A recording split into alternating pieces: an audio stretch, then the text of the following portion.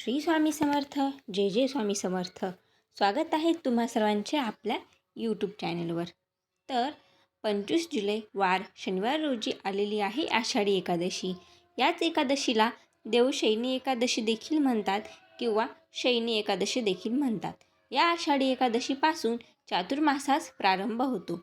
म्हणजेच हे 4 महिने भगवान विष्णू क्षीरसागरामध्ये योगनिद्रेत जातात आणि या 4 महिन्यामध्ये विविध प्रकारचे जप, तप, दान, धर्म व विविध प्रकारचे ग्रंथ वाचणे देखील भक्त मंडळी हे करीत असतात. तर आता आषाढी एकादश म्हणजेच तुळशी मातेची पूजा करणे अत्यंत शुभ मानले जाते. ज्या प्रकारे भगवान विष्णूंना तुळस ही अतिप्रिय आहे. जर तुम्ही तुळशी मातेचे पूजन केले तर भगवान विष्णूंची कृपा ही तुम्हाला आपोआपच लागते. त्यामुळे आषाढी एकादशीच्या दिवशी तुळशीचे पूजन नक्की कसे करावे व कशा प्रकारे भगवान विष्णूंची कृपा ही तुमच्यावर तुम्ही करून घेऊ शकता ते मी तुम्हाला या व्हिडिओमध्ये अगदी थोडक्यात सांगणार आहे. तसेच घरामध्ये या दिवशी कोणती 5 शुभ कामे करायला हवीत, कोणती चूक तुम्ही या दिवशी करू नये, या सर्व गोष्टींबद्दल सविस्तर माहिती तुम्हाला या व्हिडिओमध्ये पाहायला मिळणार आहे. त्यामुळे हा व्हिडिओ शेवटपर्यंत स्किप न करता नक्की बघा. तर 25 जुलै वार शनिवार रोजी आषाढी एकादशी आलेली आहे आणि या दिवशी माता लक्ष्मी व तुळशी माता यांची पूजा केली तर भगवान विष्णू हे आपल्यावर प्रसन्न होतात.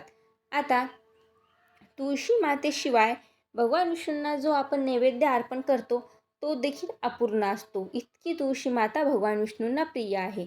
त्यामुळे या दिवशी तुळशी मातेची खास पूजा ही व्हायलाच पाहिजे. त्यामुळे तुम्हाला आषाढी एकादशीच्या दिवशी सकाळी लवकर उठून स्नान करून घरामधील देवघरामधील भगवान विष्णूंची मूर्ती असेल किंवा विठ्ठल रुक्माईची मूर्ती असेल त्या विठ्ठल रुक्माईच्या मूर्तीला तुम्हाला छान सुंदर प्रकारे अभिषेक करायचा आहे. अगोदर जलाभिषेक करायचा, त्यानंतर दुधाभिषेक करायचा, पंचामृताने अभिषेक करायचा. ती मूर्ती स्वच्छ पुसून पुन्हा त्याला पाण्याने जलाभिषेक घालून नंतर ती मूर्ती तुम्हाला देवघरामध्ये स्थापन करायची आहे.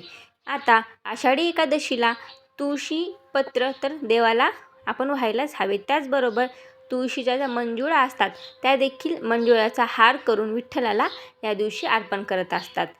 परंतु एक गोष्ट तुम्ही लक्षात ठेवायला हवी की आषाढी एकादशीच्या दिवशी चुकून देखील तुळशीचे पाने तोडू नये किंवा तुळशीच्या मंजुळा तोडू नये.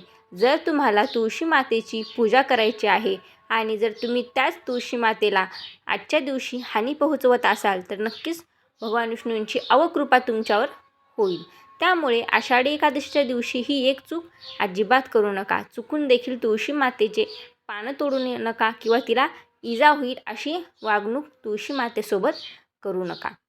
तर या दिवशी तुम्हाला खास तुळशी मातेची पूजा कशी करायची तर सकाळी लवकर उठून देवघरातील देवांची पूजा झाल्याच्या नंतर तुळशी मातेची जे काही वृंदावन असतं तुळशीचं ते वृंदावन तुम्हाला स्वच्छ पाण्याने अगोदर पुसून घ्यायचे आहे, साफ करून घ्यायचे आहे. नंतर तुळशी मातेच्या समोर तुम्हाला छान सुंदर अशी सुबक रांगोळी काढायची आहे.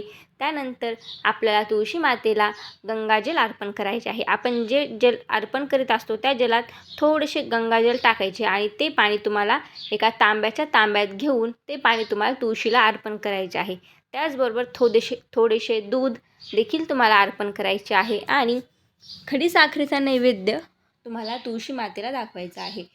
फूल, अक्षदा, हळदी, कुंकू तुळशी मातेला अर्पण करायचे आहे. सौभाग्याचे जे लेणे असते, हिरवा चुडा, हिरव्या बांगड्या तुळशी मातेला घालायच्या आहेत.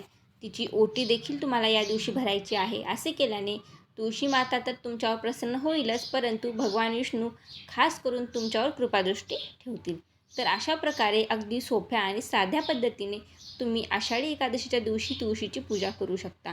त्यानंतर तुळशी मातेची पूजा झाल्याच्या नंतर तुम्हाला शुद्ध तुपाचा दिवा तुळशी मातेच्या समोर प्रज्वलित करायचा आहे आणि ओम नमो भगवते वासुदेवाय नमः या मंत्राचा 108 वेळा जाप करायचा आहे. तुम्हाला शक्य असेल तितका त्यावेळेला तुम्ही ओम नमो भगवते वासुदेवाय नमः या मंत्राचा जाप संपूर्ण दिवसभर रात्रीभर जरी केला तरी देखील काही हरकत नाही. देवाची कृपा ही तुमच्यावर नक्कीच होईल. तर त्यानंतर तुम्हाला सकाळी लवकर उठून तुमच्या देवघराचा परिसर स्वच्छ करायचा आहे. बाहेरचं झाडून रांगोळी सुंदर काढायची आहे. दारावर स्वस्तिकचे चिन्ह काढायचे आहे. उंबरठा पूजन देखील करून घ्यायचे आहे. तसेच तुम्हाला जवळच्या विठ्ठल रुक्माईच्या मंदिरात जाऊन विठ्ठल रुक्माईची पूजा करायची आहे, आरती करायची आहे. मनोभावे अगदी कोणत्याही प्रकारचा दिखावा न करता देवाला श्रद्धेने आणि पूर्ण विश्वासाने तुम्हाला शक्य असेल तसे दान धर्म करा. त्यानंतर तुम्ही गरजू व्यक्तींना मदत करा, गरजू व्यक्तींना अन्नदान करा, वस्त्रदान करा. अशा प्रकारचे अनेक शुभकामे तुम्ही आषाढी एकादशीच्या दिवशी नक्कीच करू शकता. तसेच भगवान विष्णूंनी तुमच्यावर कृपादृष्टी ठेवावी म्हणून तुळशी मातेची पूजा करा. तुळशी मातेला हानी होऊ नये, इजा होऊ नये याची काळजी घ्या. तुळशी मातेजवळ जो दीप आपण लावणार आहोत तो दीप तुळशी मातेच्या अगदी जवळ लावू नये, तो दूर लावावा अंतरावर. त्यानंतर तुळशीची पाने तोडू नये.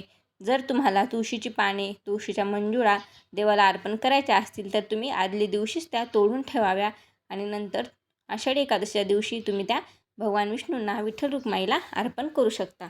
तर अशा प्रकारे तुम्ही आषाढी एकादशीच्या दिवशी तुळशीचे पूजन करू शकता, घरामध्ये चांगले शुभ कार्य करू शकता, चांगली चांगली कामे करू शकता. तर आशा करते तुम्हाला या व्हिडिओमध्ये माहिती सांगितलेली आवडली असेल तर व्हिडिओला लाईक करा, चॅनलला सबस्क्राईब करा आणि जास्तीत जास्त लोकांसोबत हा व्हिडिओ शेअर देखील करा. तर पुन्हा भेटू अशाच एका व्हिडिओमध्ये. तोपर्यंत तुम्हा सर्वांना श्री स्वामी समर्थ. जय जय स्वामी समर्थ. ओम नमो भगवते वासुदेवाय नमः.